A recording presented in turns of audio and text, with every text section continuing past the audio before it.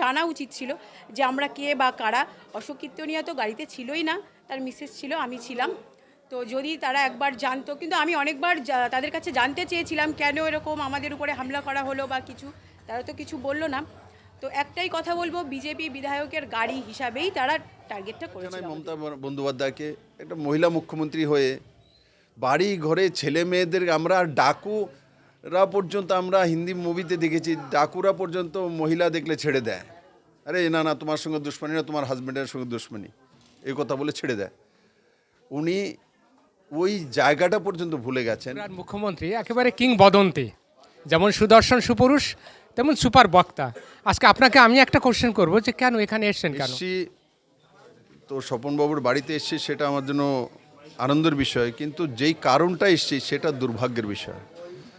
সেই কারণটা হচ্ছে মহিলা মুখ্যমন্ত্রী আর নিরহ মহিলা, ওনার শাশুড়ি এবং আমাদের পার্শ্ববর্তী যে এমএলএ আছেন বনগাঁ উত্তরের অশোকবাবু, ওনার স্ত্রী, দুইজনে গাড়িতে করে আসছিলেন।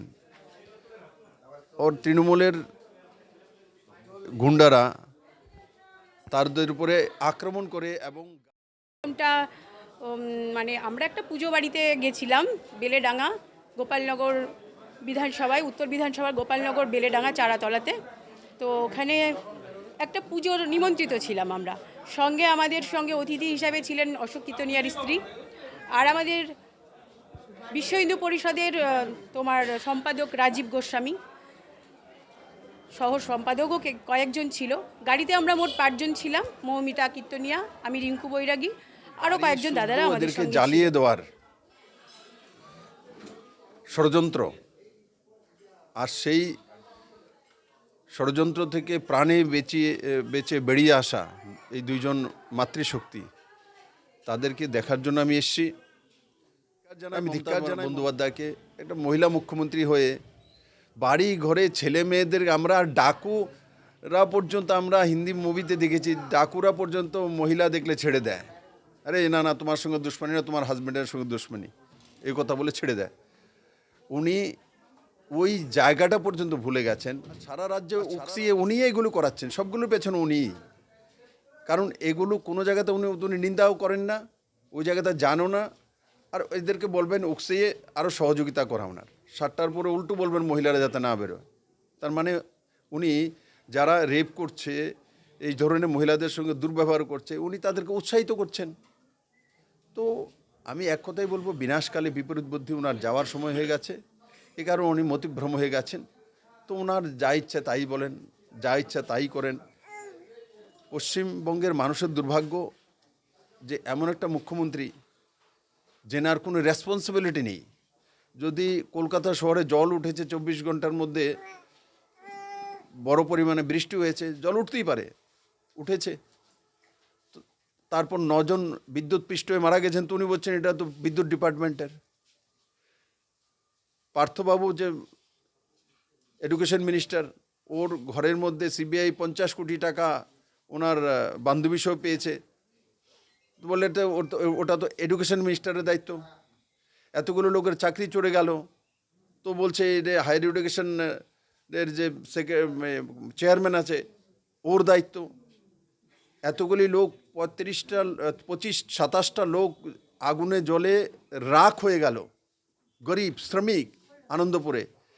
উনি তো একবার ওদের পরিবারকে দেখা থাক দূরের কথা, উল্টো বলছে আমি তো মুখ্যমন্ত্রী, এটা তো আমাদের দপ্তর নয়।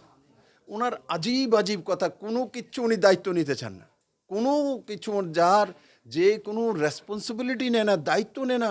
আর বাড়ির দায়িত্ব তো মা বাবা নেয় ছেলে মেয়ের। যদি ছেলে মেয়েটা রাস্তা কোনো কিছু করে, তো আমরা এসে মা বাবাকে তো ধরি, তোমার ছেলেটা এমন কোনো কারলো, এবং মা বাবাকে বলে আমি তো জানি না রাস্তা, আমি এটা আমার ছেলে করে, ছেলেকে জিজ্ঞাসা করো। রেসপন্সিবিলিটি নেয়, খারাপ করলে ছেলেকে শাসন করে। কিন্তু আমি অনেকবার তাদের কাছে জানতে চেয়েছিলাম কেন এরকম আমাদের উপরে হামলা করা হলো বা কিছু, তারা তো কিছু বললো না। তো একটাই কথা বলবো, বিজেপি বিধায়কের গাড়ি হিসাবেই তারা টার্গেটটা করেছিল আমাদের। এটা বাড়ির সংস্কার, উনি সংস্কারটাও খুব ভুলে গেছেন। ওনার মা ওনাকে কি সংস্কার দিয়েছে। তো এমন একটা মুখ্যমন্ত্রী যে কোনো রেসপন্সিবিলিটি নেন না, মুখ্যমন্ত্রীকে তো সমস্ত মন্ত্রণালয়ের রেসপন্সিবিলিটি আপনি আপনি নিতে হয়। কোনো মন্ত্রী যদি ভুল করে তার দায়িত্ব ওনার, কোনো মন্ত্রী ভালো কাজ করে তার দায়িত্বও ওনার। তো যেই মহিলাটা, যেই মুখ্যমন্ত্রীটা দায়িত্বই নিতে চান না, এই তো ভগবান ভরসা যে আপনারা যে এখনো জীবিত আছেন। এটাই আতঙ্ক, পুরোপুরি আতঙ্কেই আছি। কারণ আমি দেখলাম যে কজনকে পুলিশ অ্যারেস্ট করে নিয়ে এসছে তাদের মধ্যে কেউই মুসলিম নেই, কিন্তু আমাদের পরে অ্যাটাকটা করেছিলই ফার্স্ট মুসলিম।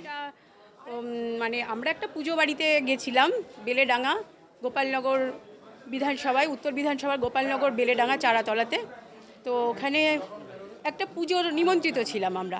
সঙ্গে আমাদের সঙ্গে অতিথি হিসাবে ছিলেন অশোক কীর্তনিয়ার স্ত্রী, আর আমাদের বিশ্ব হিন্দু পরিষদের তোমার সম্পাদক রাজীব গোস্বামী সহ সম্পাদকও কয়েকজন ছিল।